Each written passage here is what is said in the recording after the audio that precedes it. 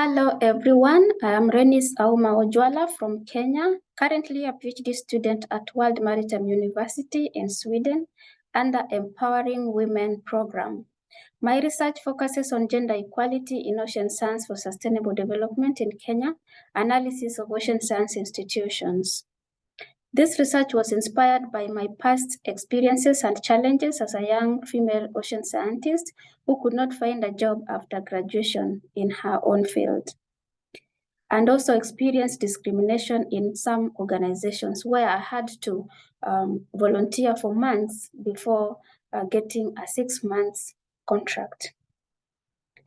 The aim of this research is to find answers why women are underrepresented in my discipline by examining gender equality and empowerment of women in ocean science fields in Kenya, from grassroots level, that is higher education, to the employing agencies.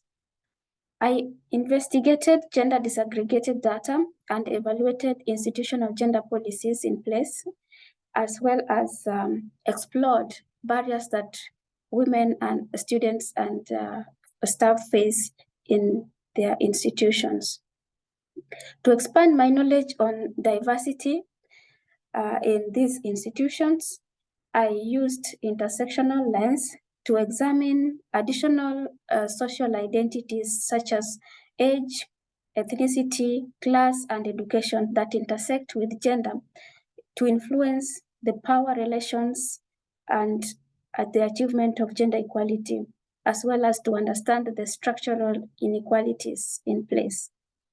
Lastly, I identified some institutional initiatives that were considered by the participants as good practices and generated recommendations that can help improve this situation. From the data analysis, I found out that based on gender representation, fewer female students were enrolled in ocean science programs in public universities.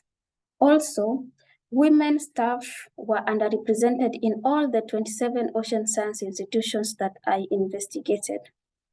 The low representation was pronounced in government agencies and public universities, which had below a threshold, which is 33%, enshrined in 2010 Kenyan Constitution. However, NGOs and IGOs performed better and had better representation of female staff, with 45% in NGOs and 38% in IGOs. Most important thing to note is that the government agencies seemed to use the Kenyan constitutions with the threshold to a third gender principle as a target, not to improve gender equality, but simply to achieve the bare minimum that requirements that the government require or put in place. Because most of the women staff were found to occupy junior positions, which represented approximately 60%, especially in public universities. The government agency had 20% women in director or management positions. However, a remarkable representation of women in leadership positions was recorded in NGOs with 75% women managers and IGOs with 68% women directors. Based on policy evaluation, all the institutional policy documents that were reviewed were outdated and had more gender-neutral strategies. These strategies that failed to address gender norms and inequalities in the institutions. In other words, they entertain the gender disparities or gender discrimination in the workplaces.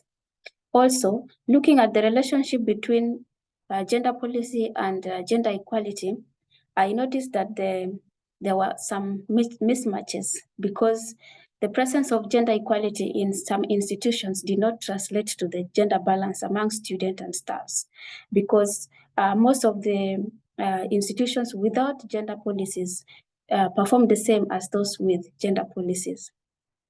Notably, there were some public universities without gender policies, and this means that this shows that the existing of gender policies were poorly implemented. Looking at the barriers, female students felt that the cultural barrier, lack of access to financial support, gender stereotypes, and gender disaggregated data were the major obstacles or hindrances in their active participation in higher education.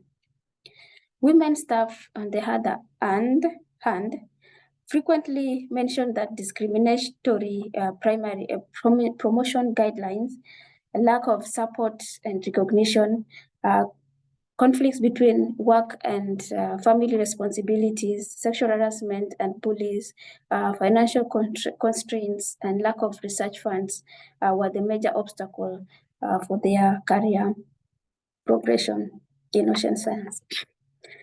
Based on intersectional gender analysis, ethnicity was mentioned as the major additional barrier hindering access to higher education and job opportunities among people among students and staff enrolled and working in this field of study, because majority of the staff and students were found to come from ethnic groups that were dominant in Kenya. Based on good practices, the participants felt that having gender policies, mentorship programs, and gender focal points in their institutions were some of the best practices that the universities and the institutions had. So gender equality is important in ocean science institutions because without it, the institutions are more likely to have non-representative decision-making processes that can result to ineffective ocean governance, and there will be lack of innovation, creativity, and diverse ideas to find solutions for the current problems. There will also be underutilization of human capital, which can also lead to flawed research and collapse of some ocean science programs.